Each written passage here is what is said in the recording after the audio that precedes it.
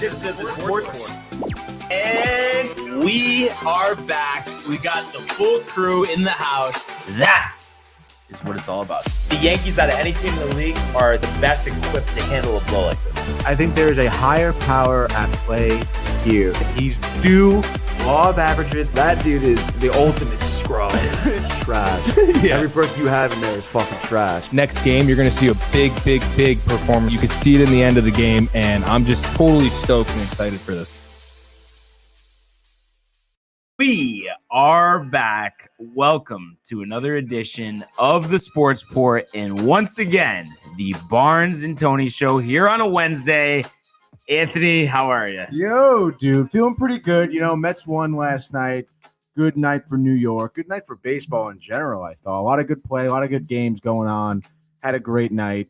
How about the pick segment? 7-1 between us. The only loser was courtesy of the Toronto Blue Jays. I can't believe that, dude. I cannot believe that. You know, what happened? One of those things. I mean, they didn't pitch well, but I guess, you know, I had a little too much blind confidence in Kikuchi. He's mediocre. You even said it. You don't even like him that much. No, and I know they got the velocity up, but right. I mean, when has he ever been? He might have even made one All-Star team, but I just always thought, he's Keiagawa. You know, he's a poor man's Hiroki Kuroda, right? You know, something like that.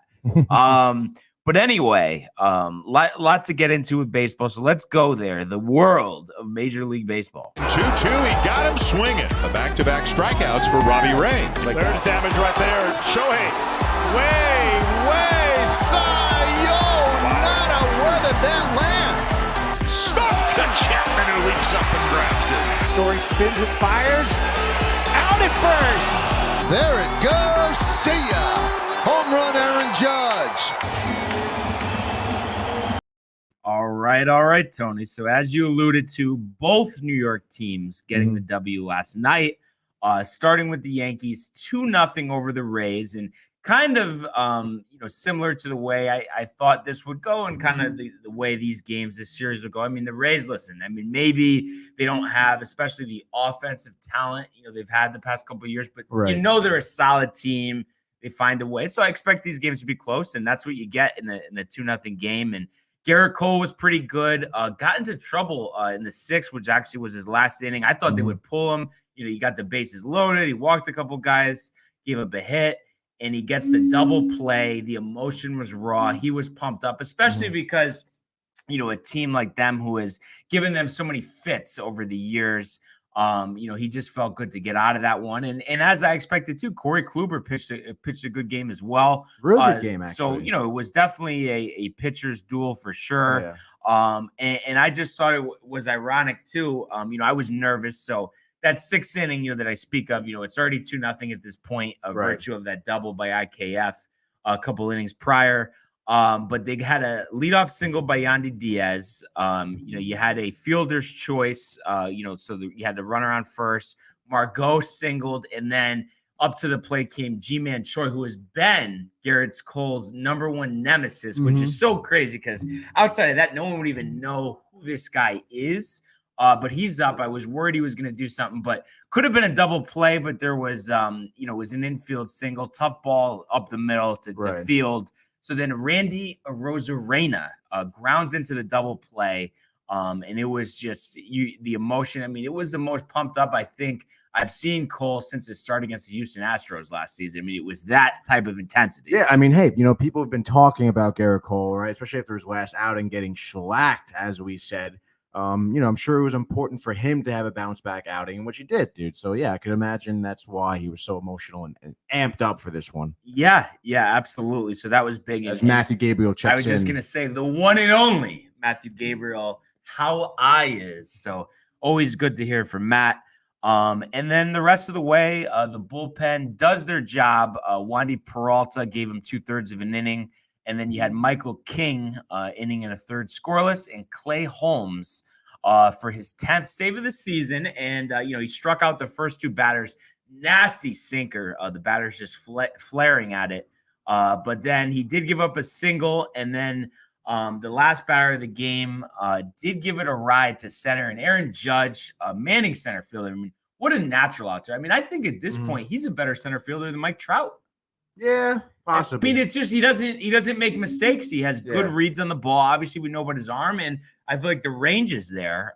But that was the ball on Mejia, which was the last out of the game. So Yankees win 45-16, and I believe that's 12 out of 13 for the New York Yankees. So in a game where you only had 5 hits, you're pitching once again stepped up, and I mean that's the recipe that's going to carry you into October. That's what you need to see, and it was nice to see that out of Garrett Cole. 5 home runs allowed his last game, shuts him out through 6 innings. I know, it's pretty crazy too. The only scoring was made on the error, right? Right.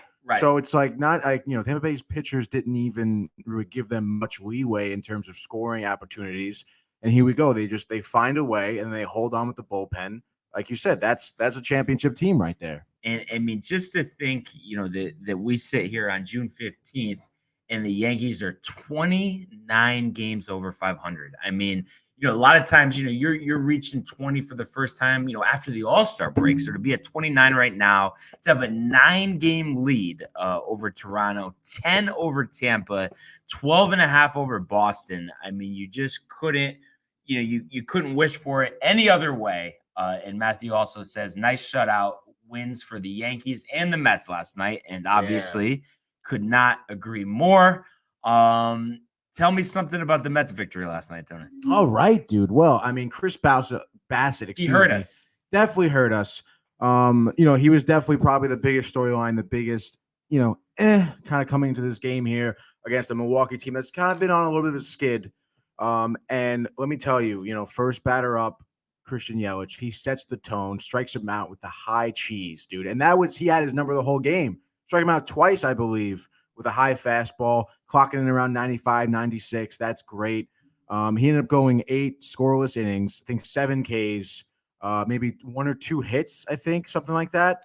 But I mean, what a bounce back performance by him. He's talked about his performance in previous, post game conferences. He's getting, his last 5 outings, I think he's given up like 24 runs or something like that, like crazy amount.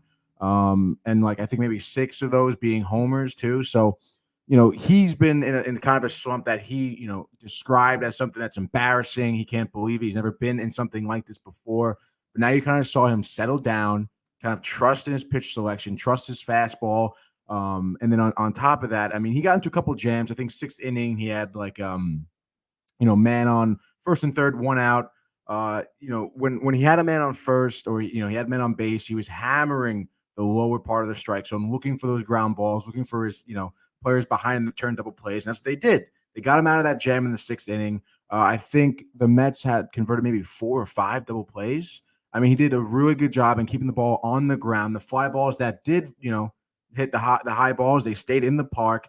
Again, I cannot stress how good the Mets defense has been. Nimmo had a phenomenal catch in center field, sprinting towards the gap between left center field, diving headfirst, backhand grab, phenomenal catch, keeping us in the game.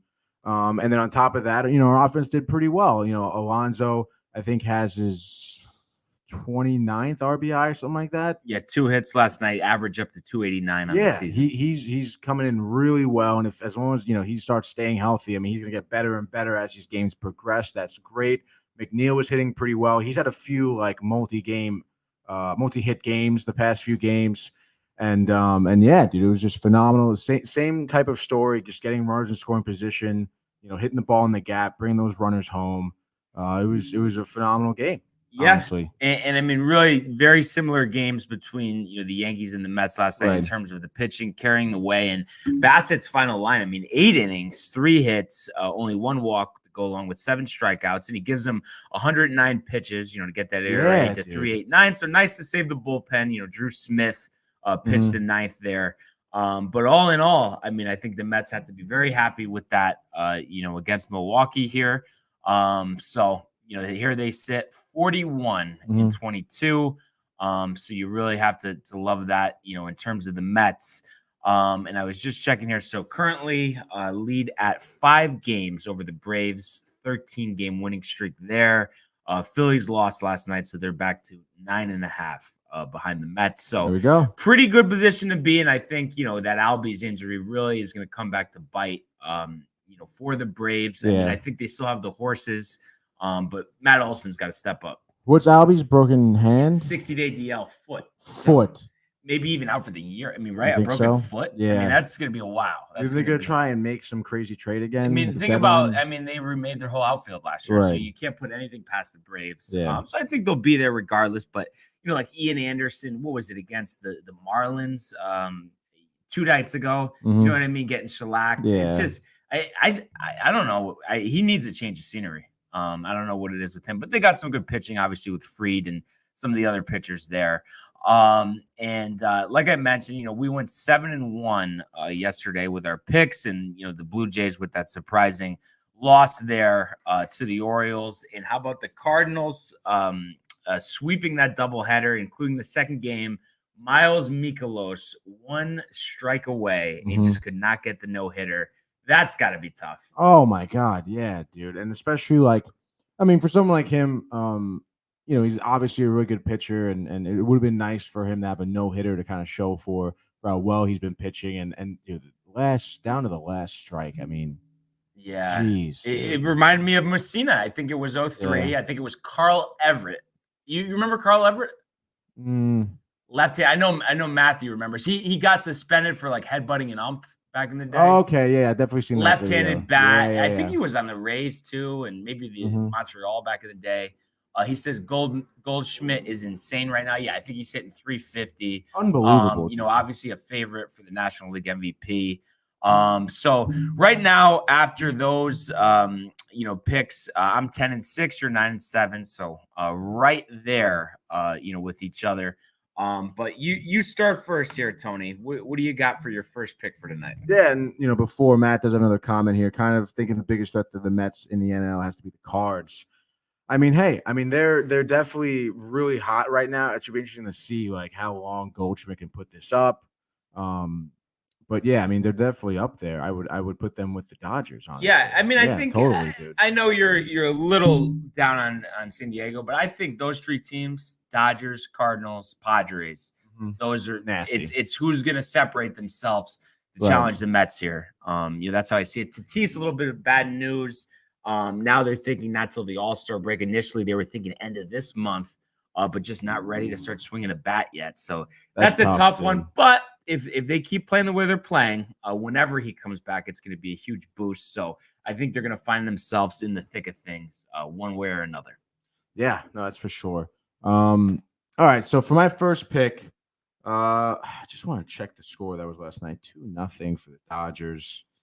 Lack of offense. I know. Lack of offense is right. And I kind of want to go. Tyler Anderson has been almost so good this season. Surprisingly, I feel where is he from, dude? Exactly. I thought he was Brett Anderson. Yeah. But I guess I'll double down with the Dodgers here tonight against LA. Reed Detmers. I believe there was a game that Brian took against the Angels for Detmers. It was Detmers is bad, whatever. And he actually pitched. Yeah. But I can't see him getting a no-hitter tonight. Tyler Anderson, however, 7-0 in the season, flirting with the 3 ERA here. I can see him getting pretty close, especially against, the Angels getting shut out last night. Seemingly that was a theme last night in MLB. But I would say give me the Dodgers. I don't think the Angels are going to get shut out, but I'll say give me Dodgers 4-1. 4-1 I like tonight. it. And for my pick, I don't really deviate from this pattern. Oh, gotta go with the Yankees, and what a treat we have tonight. 2 pitchers with the ERAs under 2. You don't see that too often. Yeah. Shane McClanahan for the Rays, 7-2, 187. Nestor Cortez, 5-2, 1.96, and obviously been great all season. Just had a rough start last time out in Minnesota, but I would expect him to return to his old ways. And, listen, while I would love to see the Yankees put up 8-9 runs tonight, I think we're going to see a similar game to last night. Maybe they can claw, a couple more runs, but I think Nestor will return to his old ways. I think, 7 strong, 10 strikeouts, maybe 2 earned. And I think this is going to be a 4-2 victory for the Yankees with Judge and Stanton homering. So you know what that means. The Yankees win. That's nice, dude. Yeah, it was. All right, dude. I'll say I'm gonna go with. Oh, actually, they're not. They're actually predicted to win here. I thought they were gonna be underdog. It's actually at an even. I'm actually going to go to Detroit here. They're in a little bit of a skid, losing 4 out of 5. They lost their last 2 games to the White Sox. I'm gonna go with Detroit. I feel like I'm actually kind of surprised. I guess it must be the pitching matchup, honestly. That ESPN has them predicted to win, and the odds are even for them, which is a little surprising. But Alex Fado, is that how you say it?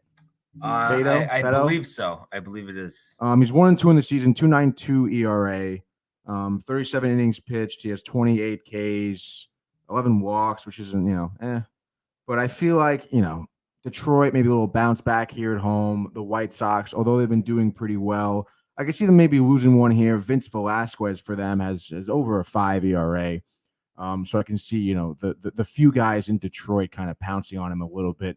I'd say Detroit wins this one 4-3. Yeah, I mean, tight. due to turn it around, and then I know about Velasquez getting hammered all those years pitching against the Mets. I mean, he had one good season, and then he just really hasn't been able to put it together for whatever the reason may be. So I definitely like that selection here. And speaking of the Mets here, and I noticed how you avoided them. I did. Corbin Burns on the hill, so I will be the beneficiary here. I'm gonna go with the Brewers. And listen, I'm not poo-pooing, so let's get that out of the way. But obviously, when we have a pitching matchup of Burns versus Peterson, I mean, where the advantage lies. Yeah. And, especially the Brewers, after having a disappointing result last time out, I think they see an opportunity here with Peterson on the hill, and Burns, arguably one of the best pitchers in the National League. I think Yelich gets his revenge after the multi-strikeout game last night. So Burns, I'm going to say 8 innings, 13 strikeouts, 1 earned, as the Brewers defeat the Mets 5-1. All right. Wow, a lot of teams have some undecided pitchers here. Yeah, that kind of throws a wrench. It kind of does, dude. What the hell? I mean, I guess. All right, dude. I guess I'll go with the Braves. Why not? Again, Fetty on the mound. I feel like it's every day with this guy. He's on the mound. Am I wrong? Yeah, no, it does. It does. What the hell, dude? Yeah, you're right. But regardless, he's flirting with a 5 ERA. Spencer Strider on the mound for Atlanta. Haven't heard much from him, honestly, but he's got a killer stash, it looks like. 2.53 ERA, 57 Ks over 38 and 1/3 innings pitched. That's a pretty good strikeout rate right there. Yeah, that is impressive. So yeah, give me Strider today in stride.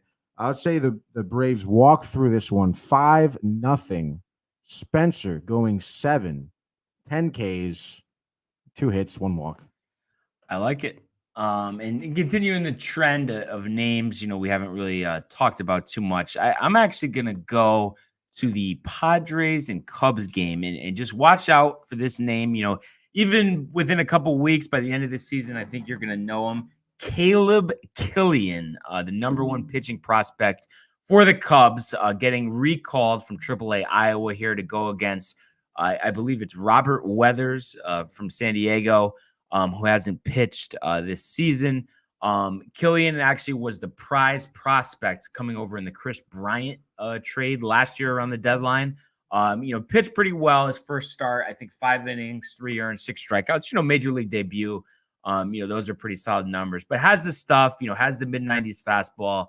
And while the Cubbies, 22-38 this year, or 23-38, including only 11-22 at home, I just like the advantage here. I think, Wilson Contreras and maybe Patrick Wisdom able to leave the building. I know Contreras might have had 2 home runs yesterday. He's having a pretty good year from the catcher's position there. But Caleb Killian, Tony, like I said, watch out for that name as he goes 6 innings, 1 earned, 8 strikeouts. Cubbies 6, Padres 3. Wow. 4, pick number 3. Nice. I'll go pick number 4. Again, I forget who I was just looking at. I think the Giants, undecided pitcher too. It's like 4 teams. Like, what are we doing here? Like, what are we doing, dude? I don't like that. Yeah. I guess I'll go. Let's see, Twins Mariners. I think Seattle just beat them like 5-0 last night, right? Tony. Logan Gilbert again. I know, 6 innings. A shutout ball. Dude, another guy with Manoah. Yeah. I think that will find his way. I think so to the Big Apple. I know. Sonny Gray on the mound for Minnesota, dude. Against Marco Gonzalez, though, the numbers. Well, actually, I guess take the over. Sonny I know Gray, the numbers look good. 2/3. I'm telling you, over, Tony. Yeah, take the over. Give me Seattle tonight. I think Ty France was killing it the last game. I think he had 2 runs in their 5-0 victory. And then with Sonny Gray, only 33 and 2/3 innings pitched. So I guess kind of a small sample size. Give up 3 home runs, give it 10 walks, 23 hits. It's not bad. 39 Ks. This guy Gonzalez gets kind of shellacked a little bit, though, it seems. Oh, dude. Yeah, all right. Give me Seattle. They're at home. Why not, dude? Just got the shutout victory. 5 runs. Hey, if they score 5 runs, that's a win, dude. That's against most teams, right? Yeah, and I think Minnesota's offense, maybe due to cool off a little bit, they've really been hitting a hot streak there. So I like the pick, and I like the Mariners. Like I said, if they could pick up a bat, I don't know. I mean, you got the extra wild card spot this year. I mean, I know they haven't put themselves in a good position, but I think the talent is there with the pitching. I love what Ty France is doing offensively, and Suarez had a home run. I mean, Suarez is a guy, I know the average won't be there, but tell me I'm wrong here. I think he's a lot better version of Joey Gallo. Yeah. Oh, yeah. So I think he could hit you 40, and instead of hitting a Gallo, 185, I think he could hit 235. Yeah, I could see that. So I think, they welcome that. So on to me here for a 4th and final. Just looking at my options here. Kind of a tricky spot, but I guess I'm gonna go risky pick here, but making a season debut, season debut, Black Jack Flaherty, Tony. He's obviously had some good seasons under the Cardinals, coming off an injury here, going against Contreras of Pittsburgh, 1-1, 2.57. Cardinals are just hot. And Matt was kind of alluding to this. I mean, they're going to be dangerous. I mean, we know what Goldschmidt's doing. Would we really be that surprised, if this is, 10-3 and Flaherty gives them 5 scoreless innings, really. And we see another, Goldschmidt home run. Right. So I think that's what we're going to see. The Cardinals rolling again. And I think Nolan Arenado, only 271, 11 homers, 41 RBIs this year. I think he's kind of jealous of what Goldschmidt is doing. And I think he's due to, have a nice game here. I mean, I know we've kind of talked about this, before, and, we said, his year last year wasn't that bad. But, I mean, do you feel like he will ever be, 2016, 2017, 2018 Nolan Arenado, or do you think we're going to see a reduced version of that? I don't know. I mean, I don't know. I guess he can come close. I want to say he'll come close. I mean, he has good fight in him. He's a good young player. Got a lot of talent, a good attitude for the most part. I know his, towards the tail end of his career with the Rockies, he really wanted to leave. He really wasn't, kind of meshing very well with management and stuff like that. So, but I mean, I'm not really to blame him that much, I suppose. But, I think he'll have a bounce back season. How well it'll be in the long run, I don't know. Maybe he'll have another 2 more seasons, maybe like he was in the Rockies. But then other than that, dude, I can't really see it. Yeah, I mean, the Coors Field factor. It's always a question of how much that plays a factor. But I think it's pretty big here because he was you couldn't even get him out. Yeah. So I was surprised he didn't do well. Honestly, he didn't want to stay because they had Blackman, right? Trevor Story. Yeah. McCann was on the team. Brendan right? Rodgers. Like they had a good squad. I don't know why he was so pissed about being there, but it is what it is, I suppose. Yeah, and it's been very quiet in terms of Chris Bryant. I mean, I haven't because he's still injured, right? As far as I know, yeah. Let's see. Chris Bryant. Okay, so it said he was supposed to miss 2 to 3 weeks 3 weeks ago. So, but I don't see anything about a return being imminent. Let's see here. Brian's hurt, right? Okay, Chris Bryant.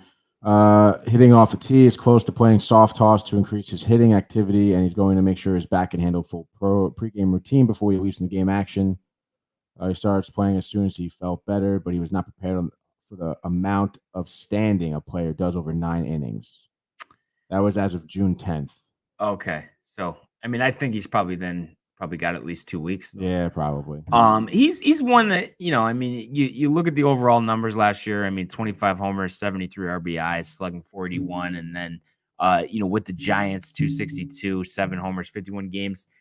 I can't get a read off of him, but it's hard for me to think that he'll really come close to like 2016, his MVP season, 39 and 102, hitting 292. I mean, right. You think he's kind of middle of the road at this point? Yeah. He just got that big contract. I mean, and maybe that's a kind of a telltale of why he signed with Colorado. Right. He felt like that could boost his numbers. Yeah. But you'd still take him, or if Colorado wants to move the salary, or now you have a little trepidation? I'd still take him. Yeah, as long as he's healthy, I feel like, Yeah. So, I mean, I wouldn't be – I mean, just think about, Arenado just got that big extension, and then a year later they traded him. So, would it be that crazy this offseason, the trade deadline, if they dealt him? I mean, I think crazier things, have happened. Yeah. I know you will never get this one. Wait, first of all, did you listen to Dave this morning? No. Okay. He couldn't even come close. I mean, you won't, but you'll never guess the league leader in WAR this year. Higher WAR, obviously, because he's league leader than anybody, but than Pete Alonso, Aaron Judge. He actually is on the Cardinals too. It's not.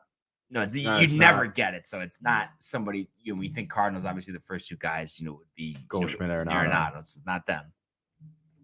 Who is it then? Tommy Edman, Tony. Really? I saw, a lot of stolen bases. I think he only has 7 home runs, decent average, but great in the field. But that's why I don't know. Do you think that WAR statistic is a little finicky? I mean, just that being said alone, I mean, how is Judge not better than that? I mean, look at his numbers. I mean, they're nice, but they're not, pop out on the page like Judge. Yeah, I guess so. I don't understand how is his WAR that high?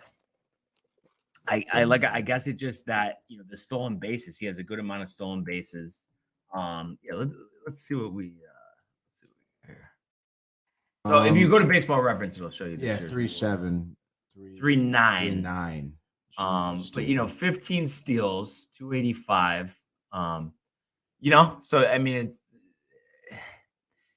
and I don't know. I mean, wow.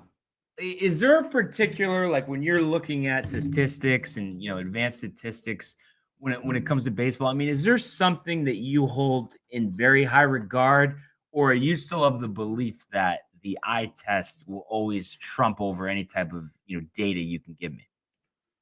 I mean, yeah. I mean, when you get into the analytics part, I mean, I'd say there's definitely some it holds some water in terms of like, oh, hey, like let's say Tommy Edman is really good against left-handed pitchers, like that would make me more so inclined to make sure he's in the lineup, or if he's DHing or pitch hitting, whatever. I know I can send him in there against the lefty and feel pretty good about it, Yeah, but I guess, like, for instance, with that, let's say a situation came up, he's due lefty coming in. Mm-hmm. You have a guy who has great numbers against left-handers on the bench. Let's say Pujols, for instance. His last 10 at-bats against left-handers, he has 8 hits, whatever it is. And I just feel like, but if Edman's hot, the statistic about him not hitting left-handers doesn't matter. And I think a lot of times they make that move anyway, and I think that's the problem. Like to put Pujols in anyway, you mean? Yeah, even though Edman, let's say he's 10 for his last 15. Yeah. Oh, just because of his lefty statistic. That's why I just feel like you can't. I think teams are too much with the analytics. No, yeah. I mean, I think it's very circumstantial, though. I mean, like if Pujols was cold at that time, and I know he's good against lefties, I would think twice about putting him in because he has been hitting well, generally, or like 5 years. Yeah. But yeah, I just thought that was kind of interesting. But what a great time, for baseball here, and we just have to feel good about where our respective teams are. Do we have a? He just says Tatis Blue, get rid of the motorcycle. The cars and the motorbikes always get these guys in trouble. It is really tough that it's just obviously a non-sports injury. Yeah. Yeah. Like, come on, dude. It's a shame. I was just gonna say, do we have a target date on DeGrom, like his first start? Has that been announced or No, he hasn't done any like full simulated games against actual batters yet. He's just been long tossing. He says he feels good though, but they're taking him pretty slow. do you think we see him before the break? The All-Star break? Yeah. When's the But, All-Star break? July, the first full week of July, so yeah. right after 4th of July. Yeah, I would say yeah. Like one start, One probably, start, because I that's think it, he's still dude. got a few weeks Yeah. here. But obviously that'll be exciting, and of course they don't want to rush anything, between him and Scherzer, of course. But what a boost, getting those two guys back. You're telling me, dude. And I think, it's only going to help like Chris Bassett. I feel like all the pressure goes off him. I wouldn't be surprised second half of the season if he's lights out. I know. Even now, honestly, I mean, his last start last night was, there was all the pressure in the world on him almost, against a Brewers team that he should be pitching well against. He hasn't pitched well his past 5 starts, and he came in and he was, there was such movement on his breaking balls. It was great, dude. And it's high fastball, such confidence, good location. Huge step for him. I would imagine, he should have a lot of confidence after that one, Yeah, absolutely. So you love to see that. And we'll see if the Yankees and the Mets can run it back here tonight. But we will see. But let's go now to the world of the National Hockey League.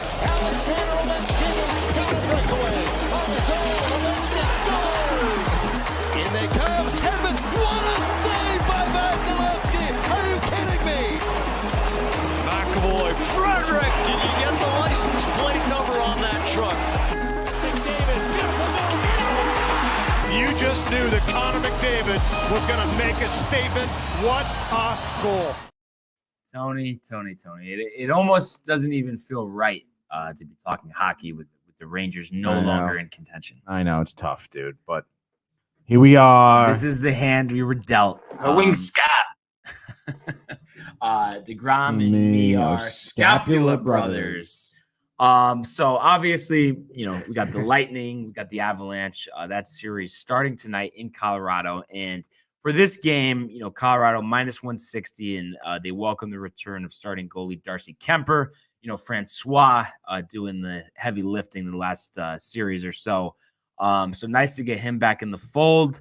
And you look at the series price here, Colorado -165, I believe, and then Tampa Bay +150. So the book still, heavily favoring Colorado here. When you look at this series, Tony, take the winner of this series out of it. Do you see 6 or 7 games off the bat? I can see it going 6. Yeah. But you think 7? You think they're going trips? Tampa Bay, yeah. And just the experience, step up in competition for Colorado. Absolutely. I think, in terms of this game 1, I think it's going to be tight for the most part. I think there's going to be a whole lot of goal scoring to the third period. I think Colorado's going to find themselves hitting a little bit of a wall in Vasilevsky. Just because, throughout the postseason, I feel like the goaltenders they faced, obviously, Vasilevsky being, arguably the best goalie in the league, they haven't really faced anything like him in the postseason yet. And I think, the long layoff, Tampa Bay still pretty hot. Obviously winning 4 games in a row, more recently than Colorado, I guess I should say. And with their experience, I think it's going to be super tight. Like I said, maybe Tampa Bay scores 1 in the second, but then I think Colorado's going to open this one up in the third, scoring 2, maybe an empty netter. Colorado ends up taking it 3-1.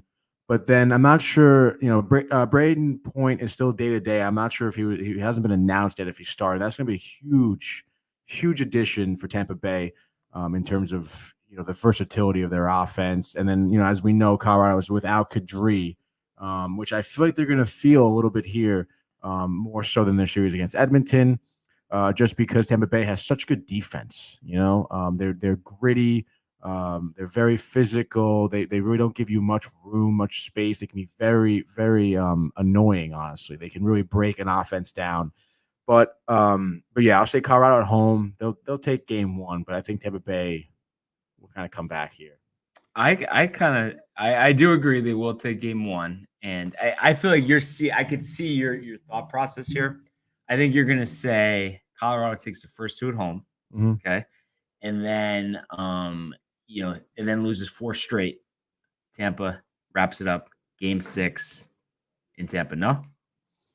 I was thinking Tampa Bay splits them here away. Oh, splits. Okay. Yeah. Okay. And then wins like the last 3 games of the series. Yeah.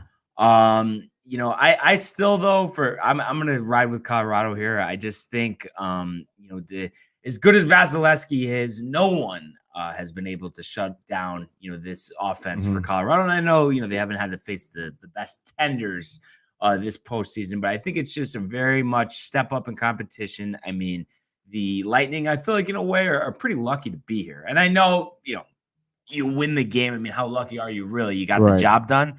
But the fact that, they're on the brink of elimination in the first series, they're down 2-0 to the Rangers. I don't know. I just think a lot of stuff has had to go their way. And I think this is the series where it stops going their way.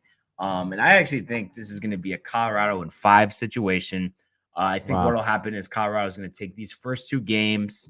Then they're going to lose the first game in Tampa. And then, that pivotal game 4 goes Colorado's way. They head back home for game 5, wrap it up. First Stanley Cup championship since Patrick, wow. You're not going to say it with any type of enthusiasm, Patrick, Tony. wow. I'm just saying. It's been a long time. Yeah. And I think they just deserve it. And I think it's that simple. No, yeah, I would say, you think of how well they've done in the regular season and the young talent they've developed and the older guys, the veterans they have, and Darcy Kemper really just playing his heart out in between the pipes and everything for them this season. They definitely certainly deserve it. I think at this point, it's the Stanley Cup final. You can't really argue, that these teams don't deserve it. Tampa Bay, you could argue deserves it more, for what they've been doing and how they've played and kind of coming back and, of course, going for the three-peat is something you don't see very often, so I think it's going to make for some great hockey, though. I don't know. I think it's going to be tighter than, would you say, 5 games? Yeah. I don't know. And it's part of your mindset, anytime you see, conference finals, one team sweeps, the other has a long series. It's the team with the long series, even though everyone's expecting the well-rested team to win the series, but it's a team that has been playing and hasn't had too many days off. Yeah. So it'll get underway 8:00 on ABC. So be interesting to see, if they still have some, snafus in terms of the broadcasting. It just seems like they can't let that overhead view go as much as you'd like it to. Is it going to be on ABC? Yeah. ABC? Yeah. I don't know, dude. It was, McDonough and Ferraro, though. Yeah, that's good. And commentators. the good commentators are good. It's just the value of the production is pretty low. And, I like some of the cuts were good. I think they're getting better, the games in terms of production value as we kind of come along. Obviously, people are getting more experience. They know what to expect, Yeah. Hockey's a tough game to kind of shoot because you have to almost anticipate where the puck's going to go as opposed to just following it, Yeah. So I'll give them that. And but there was just issues all around. Even pregame, they're having audio issues and shit like that. They have to get it together. They will, though. I feel like, come opening night next season, everything will be, right now, all this year has just been trying stuff out, finding what works best. And I forgot, I didn't give a score here. I think tonight you're going to see Colorado 5-1, 3 goals in the first period, 2 by Nathan McKinnon, who continues his run here and possibly a Conn Smythe in his future, Tony. Conn Smythe. Conn Smythe. Was he a great player back in the day? What's Conn Smythe? Honestly, I don't know much about him. I know he was a great player. Do you know about Lord Stanley? Lord Stanley, dude. Yeah, I know. I've heard his name before. Okay, so it's a Thaddeus Young situation. I'm actually very curious, what the deal is with this. Right there. Okay. Annually awarded to the most valuable player. We know that. Conn Smythe person. Okay. Best known as the principal owner of the Maple Leafs. So that was probably back in their run. All those Stanley Cups. 1927 to 1961. Yeah. Okay. So I mean that makes sense. You'd give it to the best player. Obviously, I guess they were thinking the best owner deserves to be named after him. So, the history of hockey, I feel like there's so much for me to learn. So I think it goes so deep. Yeah. Yeah. It's crazy. And I feel like I just look at things as the way they've been recently and not the history, like the Maple Leafs, for instance. So they haven't done anything the past 30 years or more, 40 years. But they have the second most cups, I think. Yeah, in all of NHL. To the Canadiens. Just want to make sure you got that one right. Yeah, So 8:00 ABC. I mean, I think it'll be some good hockey at least to start, and I think Avalanche will pull away here, but time will tell, Tony. And one other topic here, I just wanted to bring up as it begins tomorrow, the U.S. Open. Brookline Country Club, Massachusetts. We've talked about it a little bit here, and obviously the big storyline, the Dustin Johnsons, the Phil Mickelsons, the Bryson DeChambeaus, the guys affiliated, with the Live Golf Tour playing in this one. So that's pretty interesting. You obviously have Rory coming off his victory last week in Canada, so he's obviously fired up. Hasn't won a major since 2014. And, I know I'm the golf guy here, Tony, but I'm just kind of curious your opinion. You look at a guy like Rory McIlroy, 21 major victories on the PGA Tour, dominated when he's 22 years old, 23 years old in these majors, has come up short the past 8 years and obviously remains at the top of his game. Do you take any stock into the fact that it's like why he's not winning these majors, or do you think it's just so hard? There's a bit of luck involved that it really is no type of indictment on him? Or do you feel like in clutch situations, he just, these last 8 years, just kind of freezes up and doesn't play to his potential? Well, I don't know about his clutch. Has he been like close and dropped Masters, the ball? a couple collapses. Yeah. Well, that's not good. I mean, his first major, I think it was Congressional 2014. I think he won it by like 8-9 strokes, like looking like Tiger. Yeah. You expect him to win majors every year, and then it's just time and time, he's not there, but I don't know. It's one thing if like people are just better than you, but if you're losing the game like yourself, like if you're collapsing, but he's winning the other tournaments, so that's why it's just kind of odd, What other tournaments is he winning? Well, he just won the RBC Canadian. Right. So but you're saying less pressure, not as much of a star-studded field, easier course. Right. I was actually watching a video of Tiger play. I forget where. It was definitely recently. But he's just like, he's in the rough. He's like by the trees, and there's probably like 80 people surrounding him with their phones and everything. And I'm like, myself like, Jesus Christ, dude! Like, talk about pressure. Oh my God, dude! Let the man breathe, right? Yeah. So yeah, I don't know. I think though my biggest thought here is it's tough to win majors, especially have a consistent run, year in, year out. Right. You look at Brooks Koepka. He won all those majors, and now it's been, I think, 4 years that he hasn't won one. But he has finished top 4 at least in the past 4 U.S. Opens. So he is always in contention, but he said injuries, the back, the knee. I feel like with him, like as an example of just being too jacked, and I feel like that's why he has all these injuries. No, definitely, dude. It's like Stanton. Yeah, but except Stanton's healthy now and can play a very good right field. Yeah. Can he play golf though? I'm sure, dude. You're telling me you can't drive it 320 off the tee? Definitely can. Doesn't matter how well you can drive it, Barnes. Short game would be rough, a little rough around the edges. No pun intended, Tony.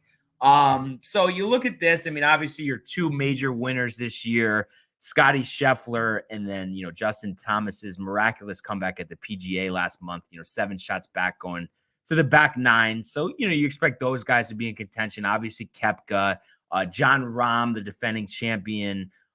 So really, every name you could imagine here. It'd be interesting. Dustin Johnson. He won the U.S. Open back in 2016 at Oakmont.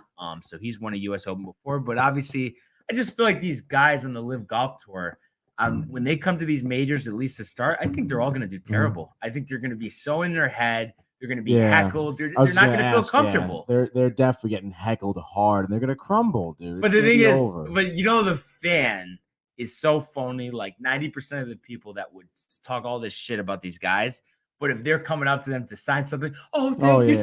Yeah, true. So I feel like it's kind of, you get a mixed bag. What would you do? Stiff arm?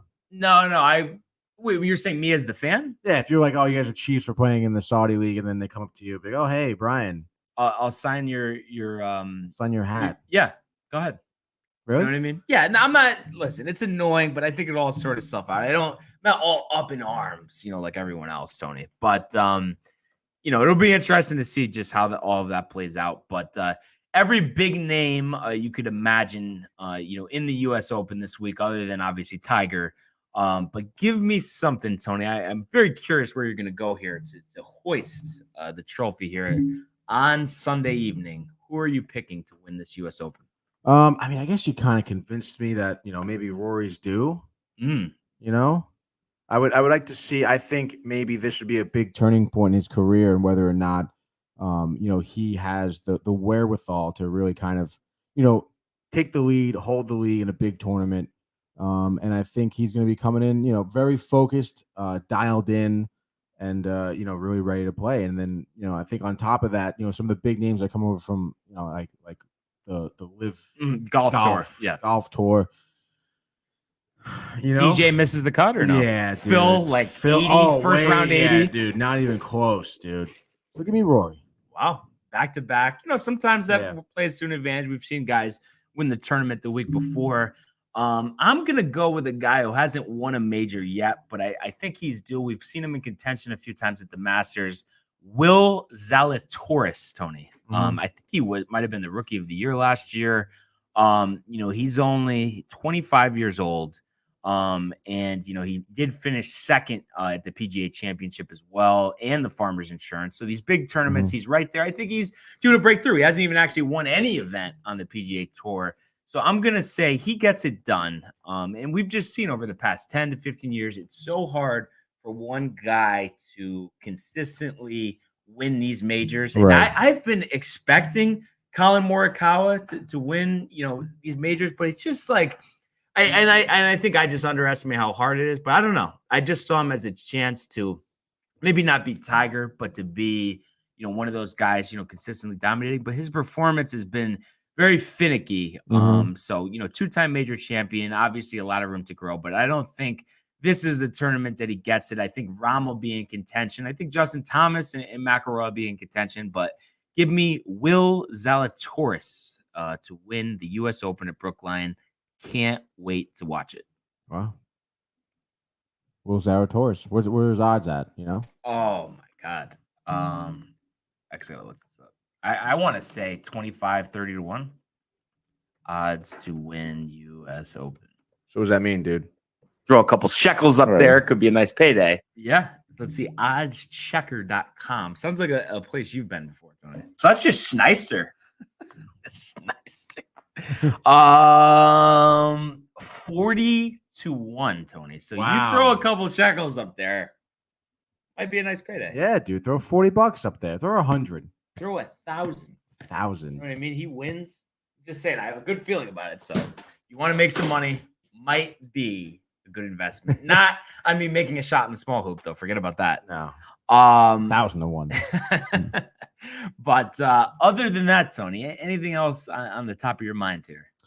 Yeah, dude. If you guys haven't seen it, last night we had a screen time episode, best Marvel movies. Brian was tuning in. Love to see that while he was, I guess going home at that point, right? You're probably on your way home. Waiting for the family style chicken franchise at Vazzi's. So, oh boy. So killing figured some time, Oh, and you guys crush it, and you guys are approaching a milestone, almost 100, right? What was that, 92 yesterday? It was 92 yesterday. Dude. Yeah. So really just screen time. You guys really get into it. All the big stories, all the big movies. You guys really cover it. So. Props to you for the job you guys have done. So everyone who's missed that, definitely give it a watch for sure. And as well as, the full collection, Tony, of all the videos and you in costume, Salem, trivia, Tony in costume.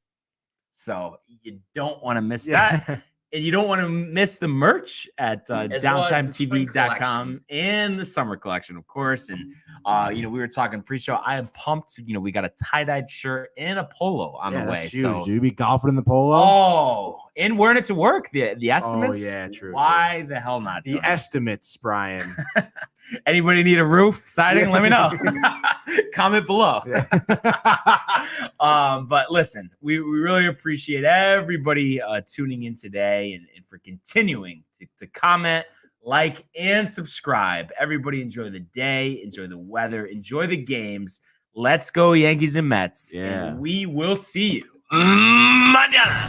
Hey guys, Tony here from Downtime TV checking in. I want to thank all our fans out there who's been liking, subscribing, sharing our content. You guys are the best. You guys are our bloodline. You make us love what we do. Thanks again.